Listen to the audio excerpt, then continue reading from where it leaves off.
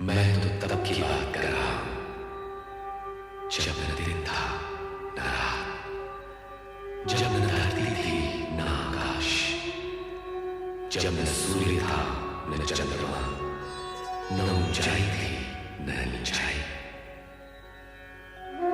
ये समय और भूमंडल के जन्म से बहुत पहले की बात है। तब केवल एक शून्य था। प्रकाश और अंधकार दोनों ही के क्षितिजों के साथ।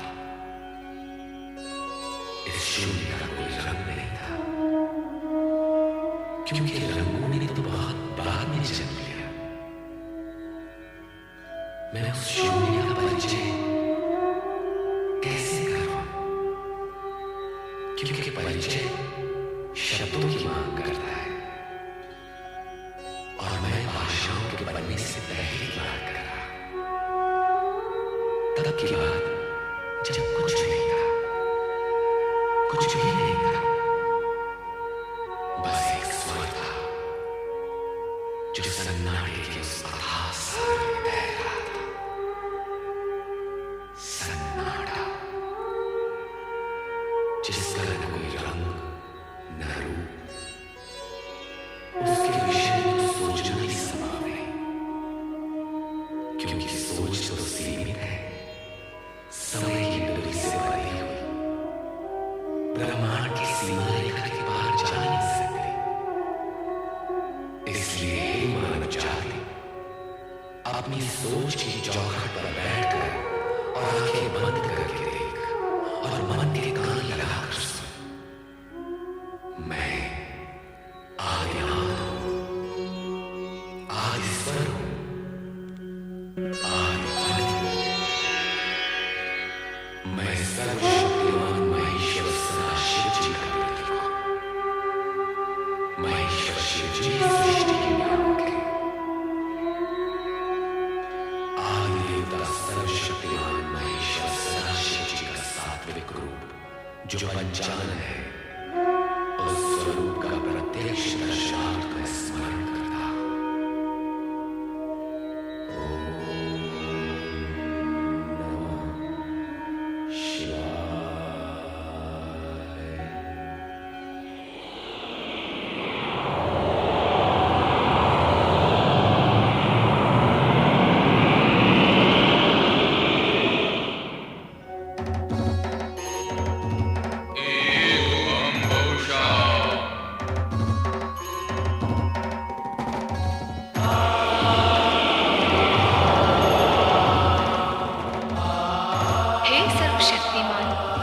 महेश्वर सदाशिव, शिवा का प्रणाम स्वीकार करें। हे मैंने तुम्हारा निर्माण नहीं किया, मैं तुम्हारा सृजन, मेरा तुम्हारा अस्तित्व तो साथ ही का है। तुम मुझ में हो और मैं तुम में, तुम्हारे बिना मैं हो ही नहीं सकता। अतः मैं तुम्हें सादर प्रणाम करता हूँ। हे सर्वशक्तिमान। हाँ, शक्तिमान तो हूँ, किंतु मेरा शक्तिमान होना ही तो तुम्हारे होने का प्रमाण।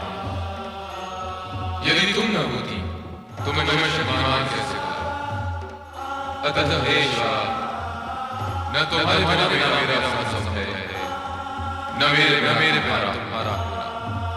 और इस होने और ना होने के बीच क्या है?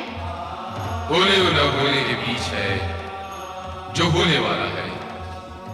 ओम के अंकुर स्वर के बीच।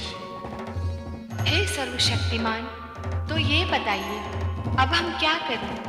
क्योंकि यदि आकार लिया है तब तो कर्म करना ही होगा। तो पहले कर्म की परिभाषा बनाएं। कर्म वो है जिसका परिणाम आनंद हो। और स्वयं आनंद क्या है? सभी कुछ बनाना पड़ेगा। सुख, दुख, आनंद, प्रकाश, अंधकार, जीवन, मृत्यु। इस शून्य को भरना पड़ेगा। तो आइए निर्माण कार्य आरंभ करें। आरंभ अर्थात ना होने से होने का अंकुर फूटना आरंभ है शक्तिमान। तो एक और शब्द बनाए, आरंभ अकेला क्यों नहीं? आरंभ और अंत। तो इस नवीन शब्द अंत की परिभाषा? अंत की परिभाषा आरंभ बनाएगा। तो हे सर्वशक्तिमान, आरंभ का कार्य आरंभ करो, जिससे मैं अंत का अर्थ समझ सकूं। तो आइए निर्माण कार्य आरंभ करें। एवं बहुशः।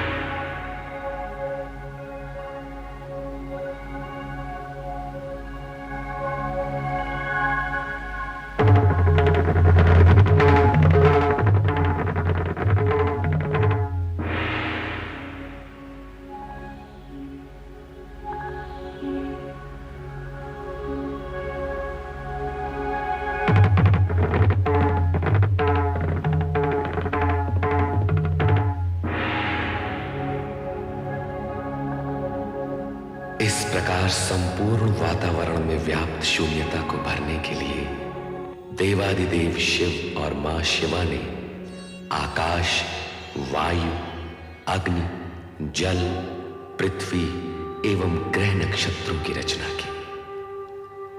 तत्पश्चात स्वयं की रचाई गई आनंदपूर्ण इन रचनाओं के परमाणुओं में लय, ताल, स्पंदन और गति को संतुलित रखने तथा सृष्टि में कल्याणकारी तत्वों का समावेश करने के लिए प्रथम 6 रागों भैरव, श्री, बसंत, मेघ, मल्हार व नट नारायण का सृजन किया। इसके उपरांत शिव शंकर व मां शिवा ने आदि नृत्य आरंभ कर अपनी रचनाओं को गतिमान और शक्तिमान बनाया।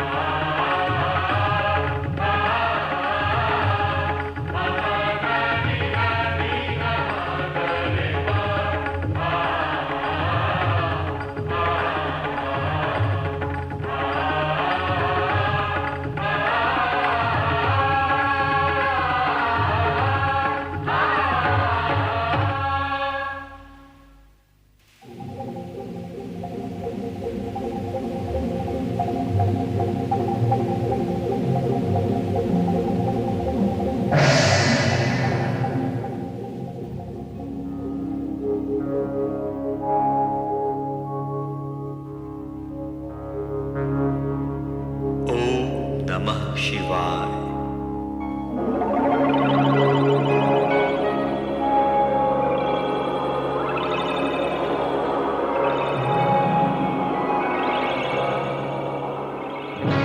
ओम नमः शिवाय। ओम नमः शिवाय। हम कौन हैं? हमारा जन्मदाता कौन है? यही प्रश्न हम भी कर रहे हैं कि हम कौन हैं, हम कैसे प्रकट हुए हैं, हमें किसने उत्पन्न किया है, हमारा कार्य क्या है, दायित्व क्या है? हमारे मन में भी ये इच्छा जागृत हो रही है कि हमारा कर्म और कर्तव्य क्या है।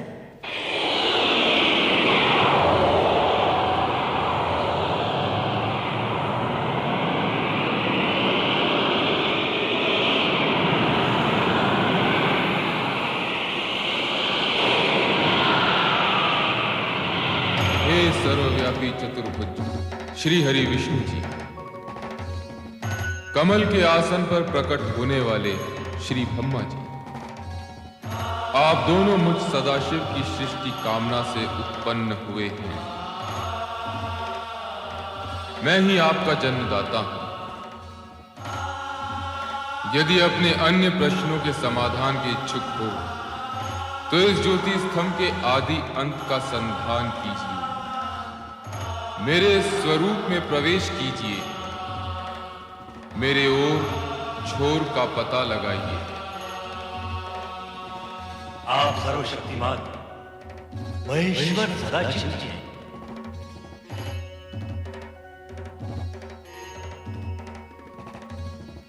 ये ज्योति स्तंभ आप ही का स्वरूप है, तो हम इसमें प्रवेश करके इसके आदि अंत का अन्वेषण करेंगे।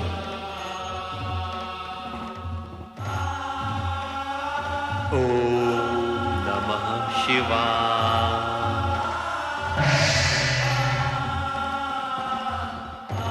जय विष्णु जी, आप इस ज्योति स्तंभ के नीचे की छोर का संधान कीजिए। और ब्रह्मदेव, आप इसके ऊपरी छोर का पता लगाइए। अवश्य अवश्य श्री हरि विष्णु जी।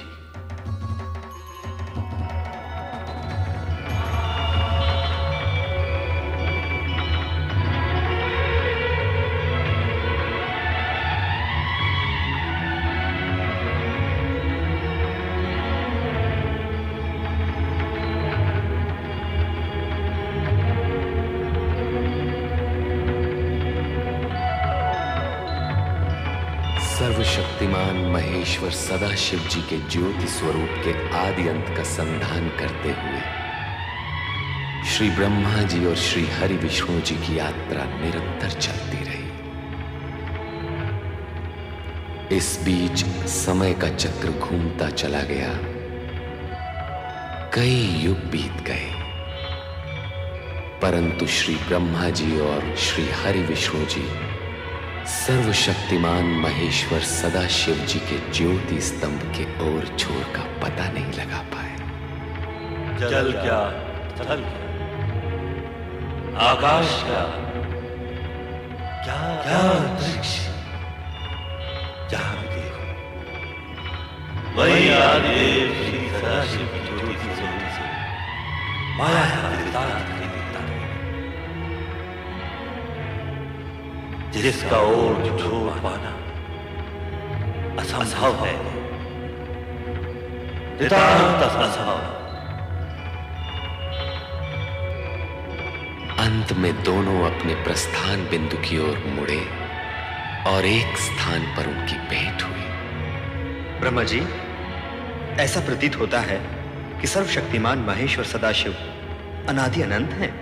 तब तो हमें संधान यात्रा छोड़कर सर्वशक्तिमान महेश्वर श्री सदाशिव से निरंतर करना होगा।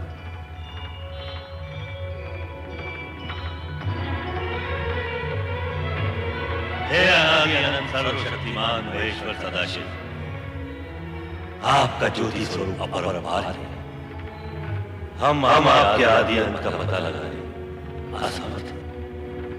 हे ज्योति स्वरूप सर्वशक्तिमान महेश्वर सदाशिव जी, आप हमें अपने स्वरूप का ज्ञान कराइए।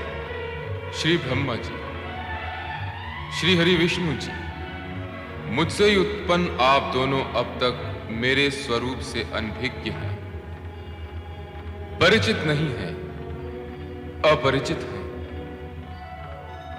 मेरी ज्योति में पहुंचकर भी आपके अंतर का अंधकार दूर नहीं हुआ। इस अंधकार को मिटाने के लिए हमें क्या करना होगा सदाशिव जी? हमारे अज्ञान अंधकार को मिटाने का उपाय बताइए महेश्वर सदाशिव जी।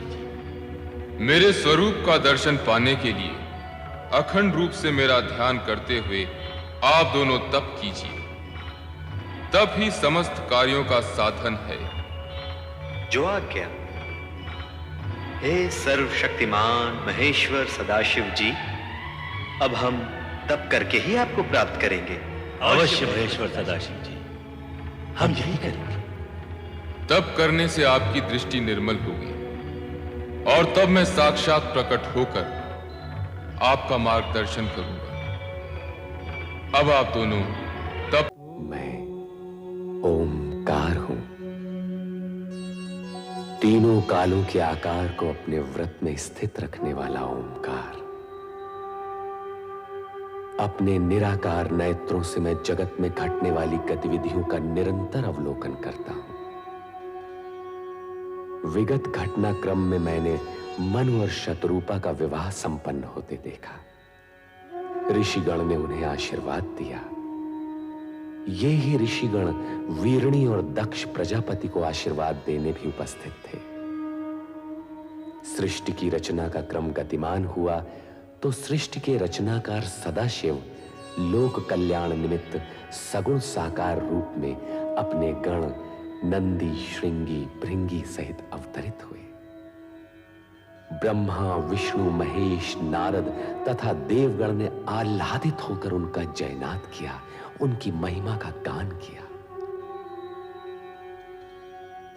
देवगण सदाशिव के अवतरण से प्रसन्न अवश्य थे, किंतु शक्ति के अवतार के प्रति जिज्ञासु भी थे। ब्रह्मा, विष्णु और नारद की जिज्ञासा का समाधान करते हुए सदाशिव ने स्पष्ट किया कि शक्ति अजन्मा नहीं होगी, उसका जन्म लौकिक होगा, वो सगुण रूप में प्रकट होगी। दक्ष प्रजापति शक्ति अवतार के पिता एवं वीरणी माता होंगी, ये जानकर ब्रह्मा जी आश्चर्यचकित होते हैं। कारण कि महान सिद्धि और सफलता के लिए कठोर तप की आवश्यकता होती है। ओमकार हूं, तीनों कालों के आकार को अपने व्रत में स्थित रखने वाला ओमकार। अपने निराकार नेत्रों से मैं जगत में घटने वाली गतिविधियों का निरंतर अवलोकन करता हूं। शक्ति को पुत्री रूप में प्राप्त करने के लिए दक्ष के लिए तप करना अनिवार्य था। भावी रचना को आकार देने के लिए ब्रह्मा जी ने एक और रति और कामदेव का विवाह कर देने के लिए अपने मानस पुत्र दक्ष को प्रेरित किया, तो दूसरी ओर शक्ति को पुत्री रूप में प्राप्त करने के निमित्त उन्हें तप की ओर प्रवृत्त होने का आदेश भी दिया। पिता का आदेश मानकर प्रजापति दक्ष अपनी पत्नी वीरणी सहित शक्ति की साधना में संलग्न हो गए। तपस्या फलित हुई और शक्ति ने प्रकट होकर उनके यहां पुत्री रूप में जन्म लेने का आश्वासन दिया। साथ ही सावधान भी कर दिया कि उनके जन्म के पश्चात उन्हें शक्ति रूप में नहीं, पुत्री रूप में स्वीकार कर उसी के अनुसार आचरण करें। अपने वचन और वरदान के अनुसार शक्ति ने सती के रूप में वीरणी के गर्भ से जन्म लिया। इस तेजस्वी कन्या के जन्म से संपूर्ण राजभवन में हर्ष और प्रसन्नता का सागर उमड़ पड़ा। त्रिकालदर्शी और तीनों लोकों में निरंतर भ्रमण करने वाले नारद नारायण का नाद करते हुए शक्ति स्वरूपा कन्या के दर्शन का लाभ लेने दक्ष के भवन में आ पहुंचे। नारद ने कन्या का नामकरण किया और उसे सती नाम से पुकारा। वीरणी ने वात्सल्य भाव से गदगद होकर अपनी नवजात कन्या को देखा। मैं ओंकार हूं, जगत में व्याप्त संपूर्ण त्रिगुणात्मक गतिविधियों का प्रथम एवं प्रत्यक्ष दृष्टा। मेरी दिव्य दृष्टि से जगत का कोई भी परमाणु अछूता नहीं। मैंने देखा कि शक्ति स्वरूपा सती ने प्रजापति दक्ष के यहां जन्म लेकर सृष्टि के रचना क्रम में एक नवीन अध्याय को आरंभ किया। सूर्य की ओजस्विनी किरणों की भांति कन्या सती युवती सती के रूप में बहनों और सहेलियों के लिए विनोद और हास परिहास का विषय बन गई। और तब शिव जी ने स्वप्न में प्रकट होकर सती की अपूर्णता को पूर्ण करने तथा मन की शांति के निमित्त पार्थिव शिवलिंग की आराधना करने का मार्ग सुझाया। अपने स्वप्न को माता वीरणी से कह सुनाया सती ने, और वो नदी किनारे ओम नमः शिवाय के पंचाक्षरी मंत्र का जाप करने में निमग्न हो गई। किंतु दक्ष को अपनी प्रिय पुत्री का इस प्रकार कठोर तपस्या करना नहीं रुचा। भूतल और भूतल से परे विभिन्न क्षेत्रों में विभिन्न गतिविधियां सक्रिय होती रहीं। मैं ओंकार हूं, जगत में व्याप्त संपूर्ण त्रिगुणात्मक गतिविधियों का प्रथम एवं प्रत्यक्ष दृष्टा। मेरी दिव्य दृष्टि से जगत का कोई भी परमाणु अछूता नहीं। नृत्य गान के स्वरों से झंकृत इंद्र सभा के बाहर कामदेव देवर्षि नारद पर अपने बाणों का प्रहार करने को प्रस्तुत होते हैं, किंतु नारायण भक्त नारद कामदेव को रीति नीति के प्रसंग में भ्रमित कर काम बाण को संध्या जैसी सुपात्र के लिए उपयोग करने की मंत्रणा देकर अपनी सुरक्षा की व्यवस्था करने में सफल होते हैं। बाण से आहत संध्या काम पीड़ित और भ्रमित होकर भटकने लगती है। सम्मुख आए हर प्राणी को काम की दृष्टि से देखती हुई वो ब्रह्मा के समक्ष आती है। ब्रह्मा भी भावावेश में संध्या की ओर आकर्षित होते हैं। शिव जी नेत्र खोलकर स्थिति का भान करते हैं और ब्रह्मा को इस कुकृत्य व अनुचित आचरण के लिए प्रताड़ित करते हैं। यद्यपि यह अप्रिय घटना कामदेव के कारण ही घटित हुई, पर संध्या इससे प्रभावित होकर आत्मग्लानि की अग्नि में जलते हुए आत्महत्या तक करने के लिए तत्पर हो गई। ऐसी स्थिति में ब्रह्मा जी संध्या को इस मानसिक पीड़ा से उबारने के लिए वशिष्ठ को प्रेरित करते हैं कि वे संध्या को शिव साधना के द्वारा मुक्ति का मार्ग बताएं। मैं ओंकार हूं, जगत के पंचभूतों का प्रेरणा स्रोत, पंचभूतों की सक्रियता का आधार और उनमें समाया हुआ। मैंने प्रत्यक्ष देखा कि ब्रह्मदेव ने वशिष्ठ को प्रेरित किया कि वे संध्या को शिव आराधना करने की प्रेरणा दें ताकि उनका क्रोध शमन हो सके। रुदन करती संध्या के समीप आकर वशिष्ठ ने शिवोपासना के लिए उसका मार्गदर्शन किया। उसकी कठोर तपस्या से प्रसन्न होकर भगवान शिव प्रकट होते हैं तथा उसे इच्छित वरदान देते हैं। साथ ही शिव संध्या को मेघा ऋषि के महायज्ञ की अग्नि में होम होने का मार्ग सुझाते हैं। संध्या ने ऐसा ही किया और वो 2 भागों में विभक्त हो गई। प्रातः संध्या देवताओं की आराधना के लिए और सायं संध्या पितरों के आह्वान के लिए। महायज्ञ की अग्नि से प्रकट हुई नारी आकृति मेघा ऋषि को पिता कह नमन करती है। ऋषि पुत्री का नाम अरुंधति निश्चित करते हैं। शिव स्वयं आकर अरुंधति को आशीर्वाद देते हैं तथा उसका विवाह सप्त ऋषियों में विशिष्ट ऋषि वशिष्ठ के साथ होना घोषित करते हैं। मैं ओंकार हूं, अंतरिक्ष में व्याप्त दिव्य तरंगों की भांति सर्वथा निर्विकार हूं। दिव्य तरंगों के स्पर्श मात्र से मैं ब्रह्मांड की गतिविधियों का ज्ञान रखने में समर्थ हूं। सती की साधना को सफल बनाने के प्रयोजन से जब नारद शिव शंकर के पास आए तो उनसे नंदा व्रत का उपाय लेकर सती का मार्गदर्शन किया। व्याकुल सती को नंदा व्रत का मार्ग नारद ने दर्शाया अवश्य, किंतु पिता दक्ष का क्रोध और शिव के प्रति उनका विरोध बाधक सिद्ध हुआ। मैं ओंकार हूं, अंतरिक्ष में व्याप्त दिव्य तरंगों की भांति सर्वथा निर्विकार हूं। दिव्य तरंगों के स्पर्श मात्र से मैं ब्रह्मांड की गतिविधियों का ज्ञान रखने में समर्थ हूं। माता वीरणी का स्नेह पक्ष, सहेलियों का समर्थन तथा शिव शंकर की स्वीकृति के पश्चात भी दक्ष ने अपना हठ नहीं त्यागा तो स्वयं ब्रह्मा को दक्ष प्रजापति के सम्मुख आना पड़ा। शिव का आश्वासन पाकर सती आश्वस्त थी, किंतु दक्ष की अनुमति के लिए ब्रह्मा जी को प्रयत्न करना पड़ा और वे इस प्रयास में सफल हुए। नारद भी ब्रह्मा के मुख से ये मंगलमय संदेश सुनकर हर्षित हुए। रोहिणी ने जब ये हर्षपूर्ण सूचना सती को सुनाई तो मारे हर्ष की उसकी आंखें भर आईं।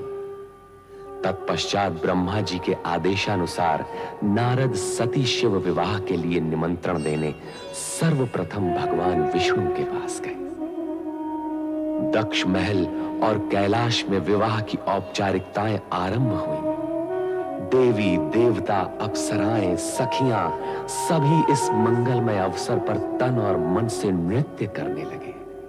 उधर दक्ष महल में माता वीरणी वधू बनी सती की शोभा का बखान करती हैं और प्रजापति दक्ष के क्रोध को शांत करती हैं।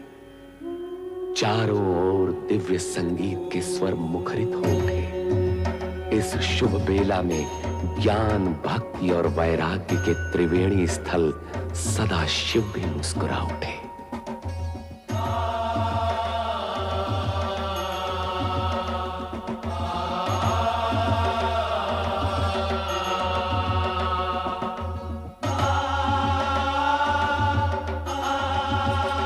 नारायण नारायण। मैं ओंकार हूं, जगत के कण कण में समाया हुआ और जगत के कल्याण के लिए प्रत्येक शब्द और स्वर में व्याप्त ओंकार। पुत्री को विदा करते समय कठोर और अहंकारी दक्ष भी दुखी हो गए। कैलाश पहुंचने पर शिवगण प्रसन्न होकर शिव सती की जय जयकार करते हैं और उधर दक्ष महल में पुत्री के लिए चिंतित प्रजापति दक्ष को नारद जी सती की कुशलता और प्रसन्नता का समाचार देते हैं। दक्ष प्रतिवाद करते हैं और शिव के प्रति अपशब्द बोलते हैं, पर नारद को शिव विरोधी शब्द सुनना स्वीकार नहीं। नारद उनके कक्ष से बाहर प्रस्थान करते हैं। नारायण नारायण। ओंकार हूं, जगत के कण कण में समाया हुआ और जगत के कल्याण के लिए प्रत्येक शब्द और स्वर में व्याप्त ओंकार। भोलेनाथ की जय जयकार के साथ बारात ने जैसे ही दक्ष महल में प्रवेश किया तो सती की बहनों और सखियों ने सती को छेड़ते हुए वर को श्रेष्ठ और सुंदर बताया, पर सदाशिव का पंचमुखी रूप देखकर चिंतित हुए दक्ष को दोबारा देवर्षि नारद ने उबारा।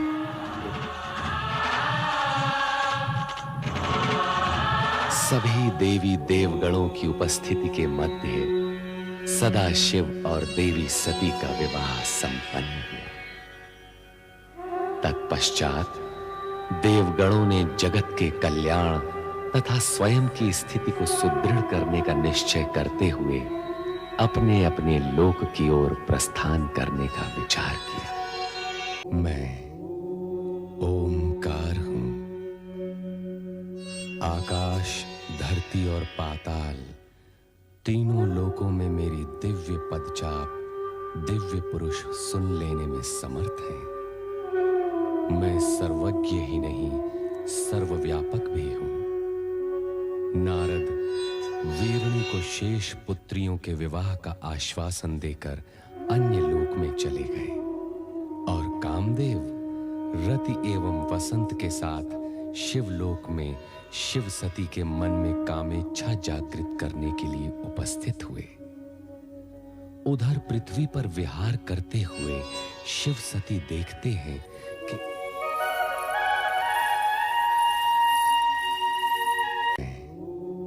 ओमकार हूं।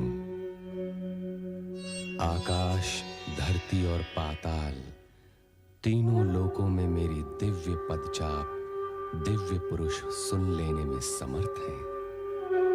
मैं सर्वज्ञ ही नहीं सर्वव्यापक भी हूं कि इंद्र को दुर्वासा श्राप देते हैं। परिणाम स्वरूप दानवराज बलि इंद्रासन पर आ बैठा। व्याकुल मन लेकर इंद्रादि देवता ब्रह्मा जी के पास आते हैं। ब्रह्मा जी विष्णु भगवान के पास जाने के लिए कहते हैं।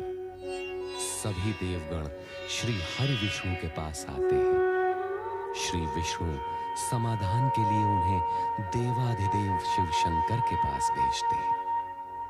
शिव जी से निवेदन करने पर वे समुद्र मंथन ही एकमात्र समाधान बताते हैं। शिव जी की आज्ञानुसार नारद राहु को समुद्र मंथन के लिए तैयार करने हेतु प्रस्थान करते हैं। मैं ओंकार हूं। कण कण, श्वास श्वास और रोम रोम में समाया हुआ ओंकार। मेरा ना आदि है ना अंत, न ओर है न छोर, फिर भी मैं स्थूल नहीं सूक्ष्म हूं। अपनी यही सूक्ष्मता नारद के रूप में लेकर मैं जब राहु के पास पहुंचा तो उसे समुद्र मंथन के लिए सहमत होना ही पड़ा। शंकालु राहु को भगवान शंकर ने भी समुद्र मंथन के लिए प्रेरित किया। इस प्रकार समुद्र मंथन की योजना को अंतिम रूप दिया गया।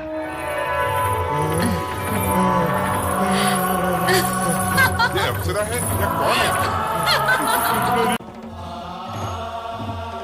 समुद्र मंथन की सफलता के लिए भगवान शंकर का आभार व्यक्त करने के लिए सभी देवगण कैलाश पर उपस्थित हुए। नीलकंठ भगवान शिव के हर कार्य में जगत का कल्याण ही निहित होता है। मैं ओंकार हूं।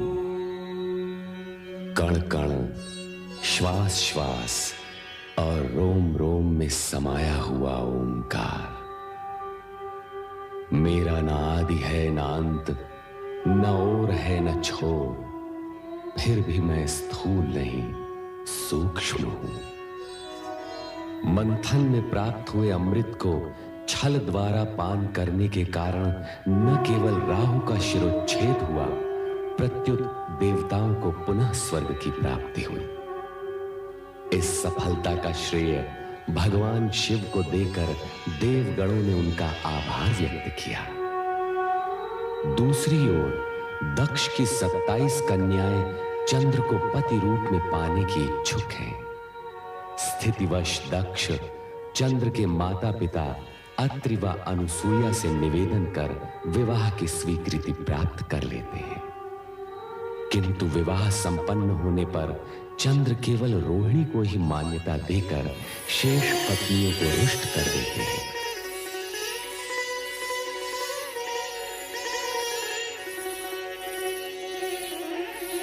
मैं ओंकार हूं। धरती से लेकर आकाश तक व्याप्त अनेक रूप रंग आकार प्रकार के सजीव निर्जीव चित्र मेरे द्वारा ही बनाए गए हैं। मैं सृष्टि का प्रथम चितेरा, प्रथम चित्रकार हूं। मैं ओंकार हूं। दक्ष कन्याओं से विवाहोपरांत चंद्रदेव ने रोहिणी के प्रति आकर्षण और शेष के प्रति विकर्षण प्रकट किया तो रोहिणी चिंतित हुई। उसकी सभी बहनों ने पिता दक्ष के समक्ष अपना दुख प्रकट किया। क्रोधित दक्ष चंद्र को प्रताड़ित करके रोहिणी को बलपूर्वक अपने साथ ले आते हैं, जहां उसकी बहनें तथा माता भी। मैं ओंकार हूं। धरती से लेकर आकाश तक व्याप्त अनेक रूप रंग आकार प्रकार के सजीव निर्जीव चित्र मेरे द्वारा ही बनाए गए हैं। मैं सृष्टि का प्रथम चितेरा, प्रथम चित्रकार हूं। मैं ओंकार हूं। उत्तेजित और दुखी दक्ष पिता ब्रह्मा के पास जाकर पूछते हैं कि वे स्वयं सृष्टि करता हैं, फिर शिव की आराधना क्यों करते हैं। मार्ग में नारद से मिलने पर उनसे भी वे रोहिणी की ही चर्चा करते हैं। पुत्र के व्यवहार से दुखी होकर अत्रि व अनुसूया शिव के नाम का जाप करते हैं। कैलाश पर वे सती को भी शिवाराधना में निमग्न देखते हैं। एक रात्रि जब चंद्र रोहिणी को चुपचाप ले जाने दक्ष भवन में आता है तो दक्ष उसे श्राप देते हैं कि उसकी सुंदर काया को क्षय रोग नष्ट कर देगा।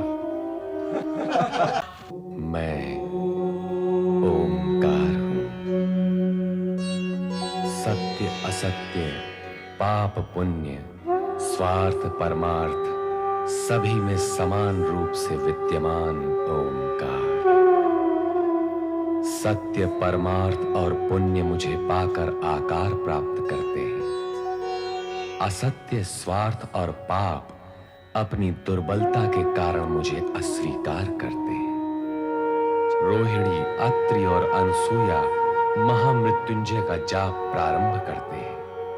तत्पश्चात चंद्र और रोहिणी समुद्र तट पर पहुंच पार्थिव शिवलिंग बनाकर शंकर जी की पूजा करते हैं। दक्ष महल, आश्रम तथा समुद्र तट पर निरंतर जाप से शिव शंकर प्रसन्न होते हैं। शंकर चंद्र से कहते हैं कि तुम प्रत्येक मास के कृष्ण पक्ष में क्षीण होकर अमावस्या तक आकाश में अदृश्य हो जाओगे, किंतु मेरे वरदान के प्रभाव से शुक्ल पक्ष में पूर्णिमा तक तुम्हारा प्रभाव बढ़ता ही रहेगा। रोग मुक्त होकर चंद्रदेव भगवान शिव से प्रार्थना करते हैं कि वे ज्योति के रूप में भक्तों के कल्याणार्थ सदा यहीं विराजमान रहें। तभी से भगवान शिव सोमनाथ ज्योतिर्लिंग के नाम से वहां विराजमान हो गए। जब सर्वप्रथम भोलेनाथ ज्योति स्तंभ के रूप में प्रकट हुए, तभी से वो दिवस महाशिवरात्रि के नाम से विख्यात हुआ।